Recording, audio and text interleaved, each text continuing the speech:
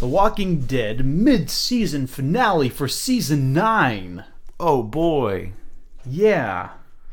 They need to stop killing off characters. They're killing off characters too fast. You're dead. You're dead. Everyone's dead. Who's gonna die next? So yes, who indeed? Who indeed? It's like you got this island with like Michonne, Daryl, and Carol on it, I would say. And then it's just like everyone else is fair game. Die.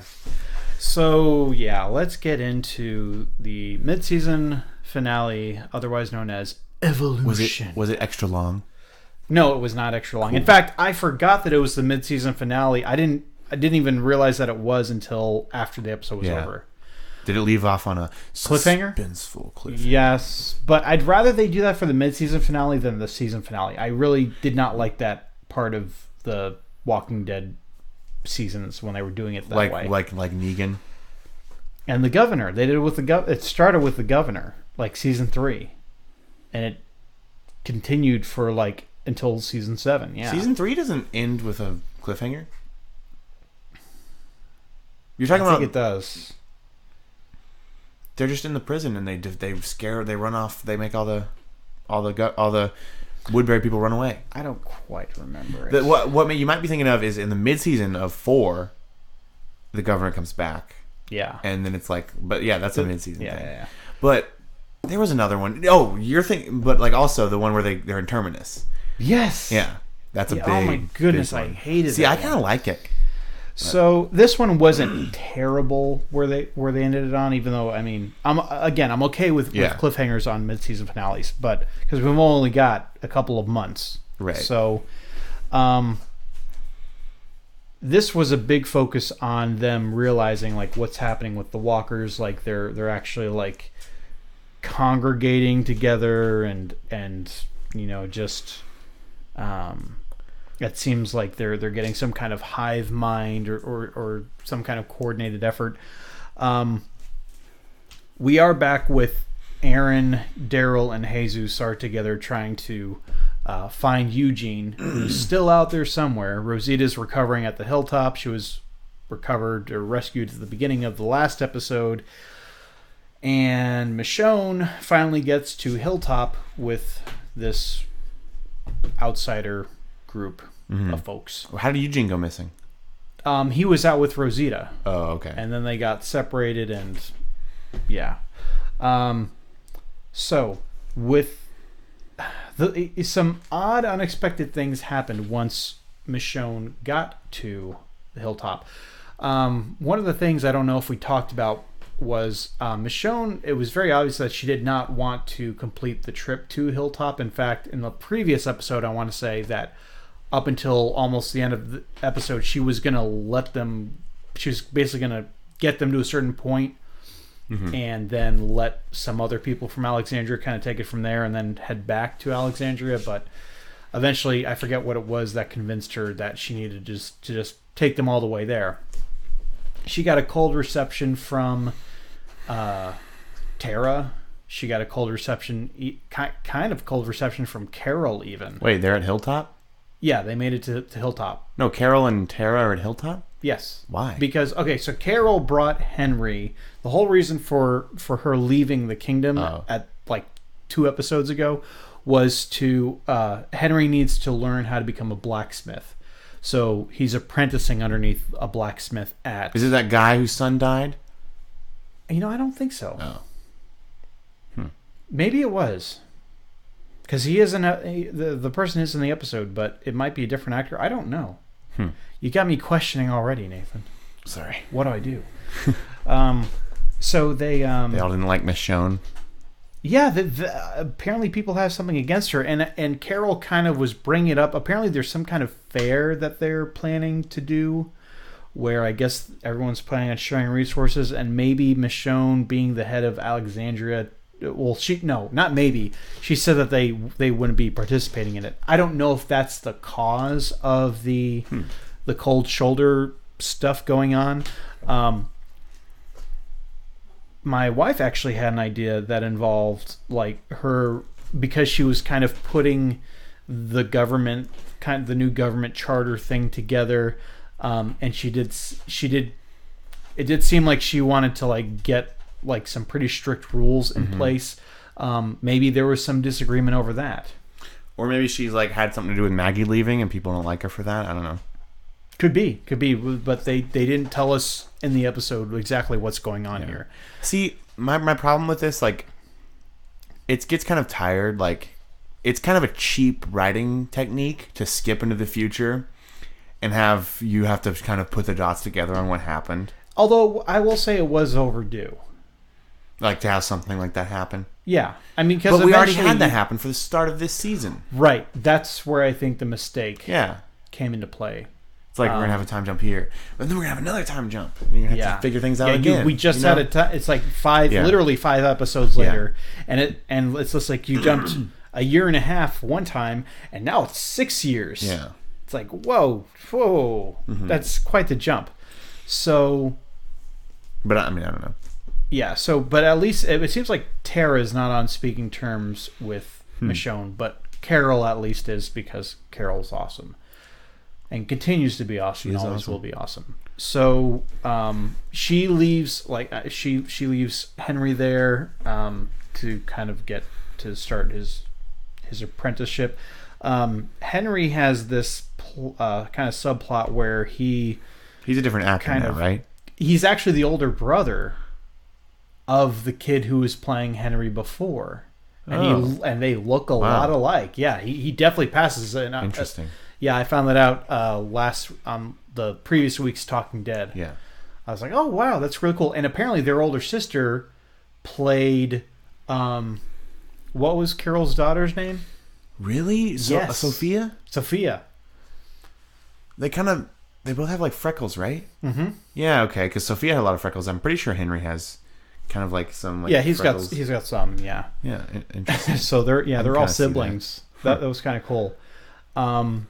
Now he kind of falls into this group of youths over in Hilltop, and they have a place outside the walls that they go to hang out at night. Yeah, where they've got like liquor and they do graffiti, playing music, and liquor.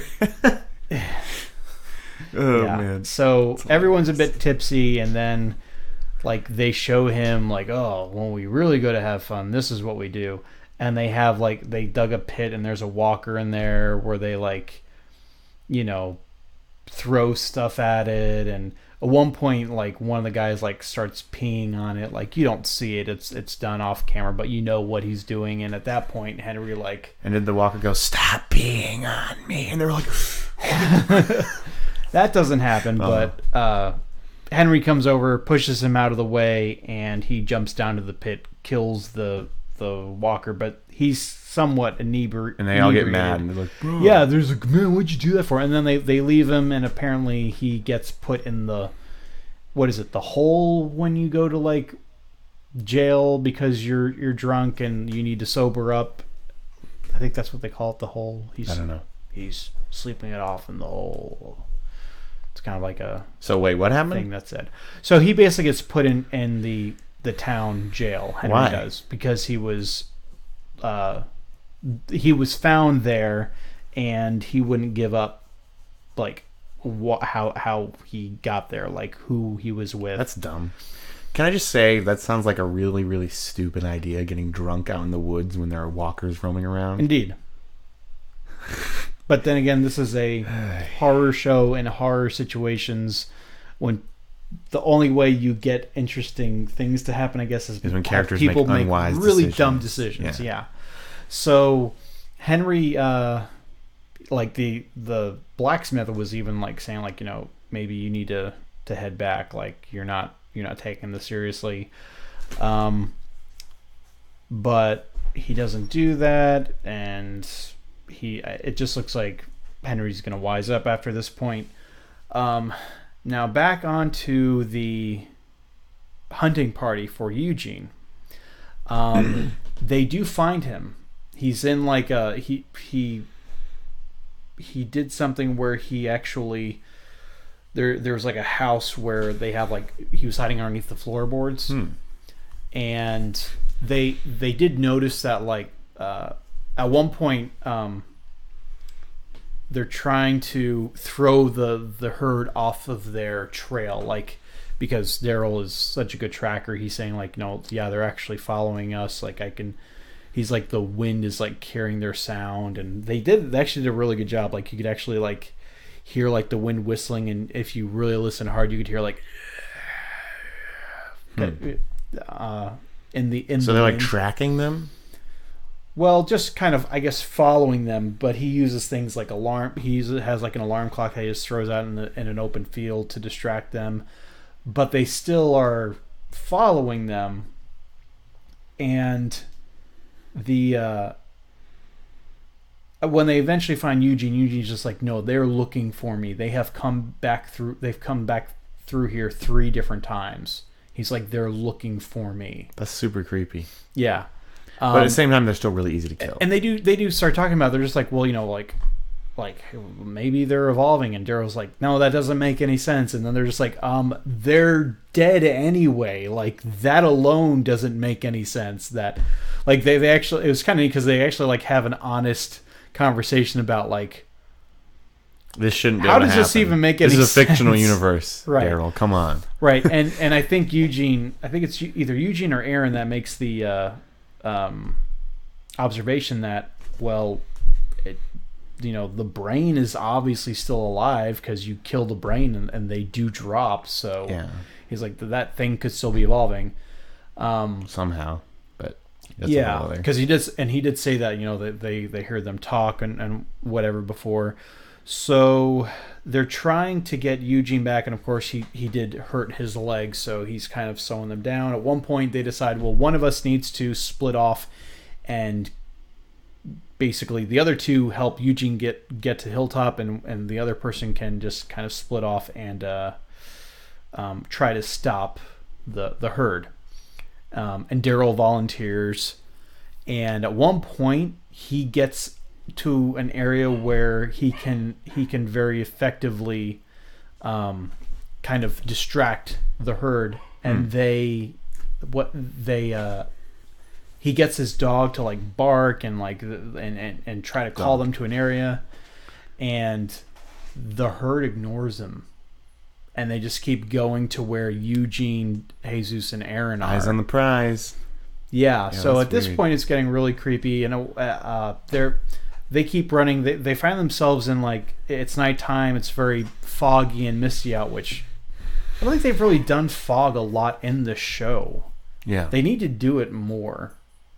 The last time they did fog, I think it was like the end of season 2 when the farm gets attacked. Yeah.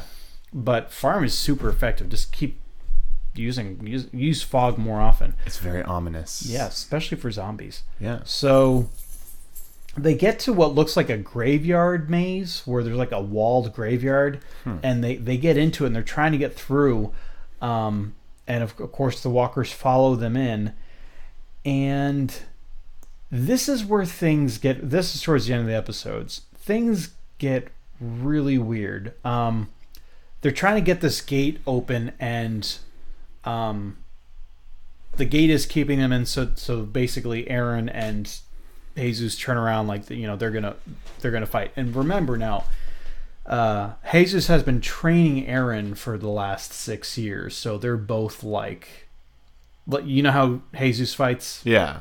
Like it's really flashy. He does like jump kicks and all kinds of cool stuff. Aaron kind of does that now too. Plus he has the fake arm. One of the first things he does, a walker goes to bite him and he just like puts his fake arm in their mouth and then stabs them. I'm just like, That makes me think of Full Metal.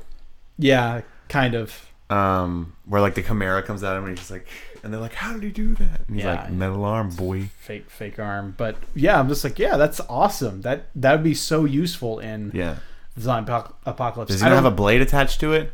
No, it's just like a fake Oh, dude. hand. It is metal though. You mean to tell me that he can't just...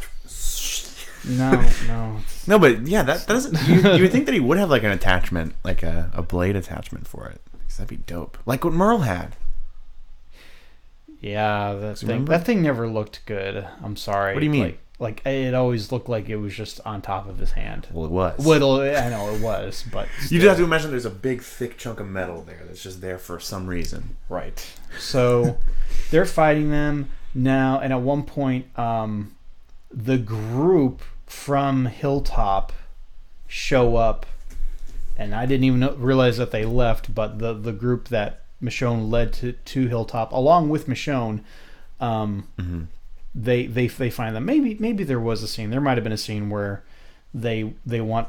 No, there wasn't. They show up and they're just like, "What are you doing there?" And they're just like, or Michonne goes. She tells them not to go, but Michonne goes, and then when they follow her there, they're just like, we need to pull our weight because they were told, you need to pull your weight when they got to Hilltop by Tara, and they're taking out walkers, but this is where the show, to me, has taken a nosedive. Does a walker just sprout wings and go, I can fly? No. now. So Jesus is fighting off all these walkers, and he's just like unstoppable because he's doing all these really coordinated things. And of course, it's Jesus. So, and he goes to swipe a walker, and it does this. And then turns around and stabs him in the back with a blade. And I was pretty close. Says something like you don't belong here or something like that. And then all these other walkers run in and they have weapons. Hold on. They run? They run in and Is this Left 4 Dead now? But of course, so the group comes in and they get them all killed. Daryl's there too, and then he takes a closer look and he pulls off a mask of the walker, and they were just people dressed as walkers. Not all of them. Some of them were actual walkers, but like there's this. That's who they had walker masks on. That's who the Whisperers are. They're people who actually have they take the skins off of walkers, wear them, and walk amongst the walkers. I would have gotten away with it too if it weren't for you meddling kids. That's great. That's just what it makes me think of. They like pull like a face off of them. But Jesus is dead. So the walker that killed him was that just a guy? A person. Okay. Yeah. Because I was gonna say, if they're agile now, that's freaking like crazy. Yeah, but it's just like they're killing off too many characters. Yeah. Like they need to stop. Like Carl. I mean, Rick didn't technically die, but he might as well be dead. And now Maggie's gone. Maggie's gone. Let's like they're just killing off characters at a rate that's too fast for me. So yeah. I mean, granted, I never cared for Jesus that much, anyways, but. Well, because I thought he could have been a better character. They didn't use him that much. Yeah, he was hardly in it. There'd be long stretches where you wouldn't even see him. Yeah. So yeah, I'm kind of I used to be very enthusiastic about the future of the show, but now I'm kind of. So like the Whisperer people, were they like training walkers? No, well, I guess they were guiding them because they were whispering to them. I don't know how that works, but weird. Yeah, I'll go ahead and give this 7 boils. Oh gosh. Yeah. Okay. Yeah, that's where we're at these days.